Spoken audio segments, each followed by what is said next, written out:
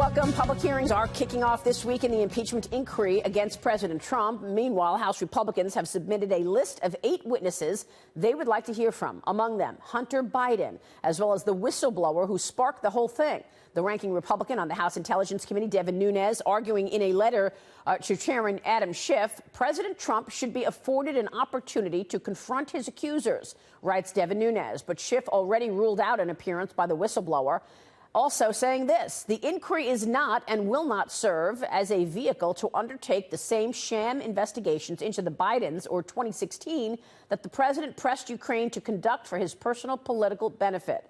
The president, meanwhile, insisting he's already cleared by the White House's rough log of his July call with Ukraine's president. Read the transcript.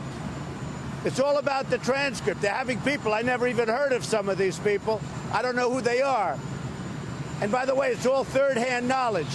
But regardless of what anyone says, read the transcript. We will hear from House Minority Leader Kevin McCarthy coming up in just a short time from now. But first, how are Senate Republicans preparing for what appears to be an inevitable impeachment trial coming up? Republican Senator Lindsey Graham is the chairman of the Senate Judiciary Committee. Senator, it's good to have you on the program this morning. Thanks so much. Thank you. You've said on this program not too long ago that Hunter Biden needs to answer questions. What is your reaction to this list that your colleagues in the House have prepared as far as those they would like to hear from? They could care less about getting to the truth, what really did happen, why was the prosecutor fired. The John Solomon FOIA request is pretty stunning. You can see efforts in the State Department where they were worried about the conflict of interest between Hunter Biden and this company that was being investigated. And when the president of the company, Burmisa, I think is the name of the company, when his house was raided in February, the Bidens kicked in. And we're going to look at that. I consider any impeachment in the House that doesn't allow us to know who the whistleblower is to be invalid, because without the whistleblower complaint, we wouldn't be talking about any of this. And I also see the need for Hunter Biden to be called to adequately defend the president. And if you don't do those two things, it's a complete joke. Well, I mean, you mentioned the John Solomon reporting. Let's talk about that for a second, because John Solomon reported this. Testimony bombshell. Obama administration tried to partner with Hunter Biden's Ukrainian gas firm, but was blocked over corruption charges and concerns. Basically, he writes that the State Department's main foreign aid agency, USAID, planned to co-sponsor a clean energy project with Burisma Holdings. Is that what you're referring to? Yeah, I think the big deal is that Hunter Biden's serving on a board of a gas company that's being investigated by the Ukrainian government. In February, they raid the house of the guy who owns the gas company. Then you see a lot of interaction with Joe Biden calling the president of the Ukraine. Then you see meetings between Hunter Biden's business partner and John Kerry, and all of a sudden the case goes away. I think it's important that we find out what really did happen regarding the firing of the prosecutor and what was the conflict of interest that Hunter Biden had.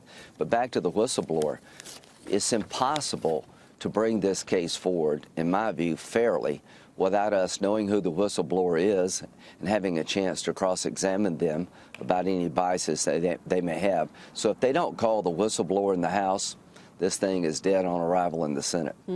Well, I mean, speaking of that whistleblower, Fox News is not naming the whistleblower. We are waiting for any confirmation there. But others in the media have named this person as to be a person who worked for Joe Biden, who worked for John Brennan at the CIA, a CIA operative, Right. Perhaps one of the people who dropped the breadcrumbs back in 2016 that President Trump colluded with Russia, which was based on the dossier which Hillary Clinton paid for. Well, if the whistleblower comes from the Brennan world, that would be pretty stunning, I think. If the whistleblower had a connection to a Democratic candidate, that would be pretty stunning. So the only way you can fairly deal with this issue is for us to find out who the whistleblower is. No American can be accused of a crime based on an anonymous allegation. The whistleblower is foundational to what they're doing into the House, and the fact that they don't want to call him tells you everything they know, everything you need to know about how valid this effort is to impeach the president. It is impossible to conduct an impeachment inquiry when the chief complaining witness is unknown to the president not subject to cross-examination. Well, this is a really important point because for a long time, Adam Schiff said he wanted to speak to the whistleblower. Then we found out that his staff actually did meet with the whistleblower. So now he doesn't want to speak to the whistleblower in any of these hearings any longer. Well, because what's going to happen, when you find out who the whistleblower is, I'm confident you're going to find out it's somebody from the deep state. You're going to find out that they had interactions with the Schiff, and this thing's going to stink to high heaven.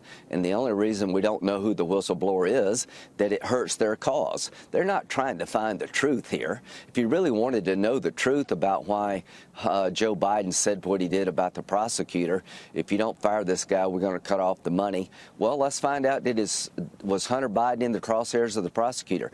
This is not about Schiff finding the truth. This is about Schiff trying to destroy the Trump presidency. Mueller looked at Trump 2 years, $25 million, 40 FBI agents, and didn't find anything. Now we got it in the hands of Schiff and Nadler. If you think Schiff is looking for the truth, you shouldn't be allowed to drive anywhere in America because that's a ridiculous concept. Well, you're making a really important point, and I want to make sure that our audience understands the way you're connecting the dots right here, because for almost 3 years, this country was up in arms over the potential of Donald Trump colluding with the Russians. Now, we are waiting on the John Durham now criminal investigation. We're waiting on the IG report to get to the details of exactly what transpired in 2016. But many of these players that we're talking about when it comes to Ukraine are the same players that dropped those breadcrumbs and tried to spread a narrative of President Trump that was absolutely not true. And that did not stop the media from driving the bus on this and having this hysteria for 2.5 years of this president's administration. One of the people on the GOP's list is Nellie Orr, Senator, former contractor for Fusion GPS. Why do you think she's on this list? Well, I think they were trying to find the connection between the whistleblower complaint and what happened in 2016. Here's what they don't want you to know. They don't want you to know that the whistleblower was on the Brennan team, if he was.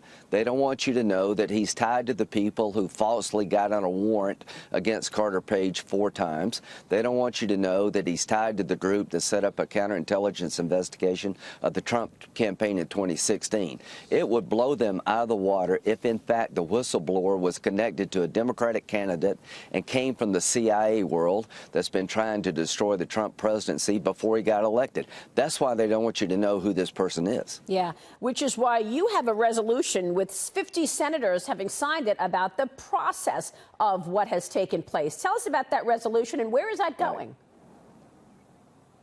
Well, we looked at every other impeachment, the Nixon impeachment, the Clinton impeachment, and we found out that the President's counsel was allowed to cross-examine witnesses making accusations against the President. That's not allowed here. The President's counsel cannot participate in the Intel Committee inquiries. It's been done behind closed doors. Everything afforded Nixon and Clinton has been denied Trump. So this is the first time ever that impeachment has been driven by a member of Congress rather than outside counsel. There was outside counsel in Nixon, there was outside counsel in Clinton, and Mueller was an outside counsel. The first time in the history that we've had a partisan politician push impeachment, and the process in the House is way different than what happened in the past, and denying the Republicans the ability to trace the Hunter Biden conflict of interest storyline and deny them the ability to expose the whistleblower, again, is basically denying the president the ability to defend himself. And what are they hiding? Yeah. So here, once again, we have public hearings supposed to be happening next week, but we still have an unfair process. Senator, I want to take a quick break, but when we come back, I want to zero in on you and why you haven't called anybody to testify yet. You have subpoena power. Everybody wants to know, will you call Hunter Biden? Will you call Nellie Orr?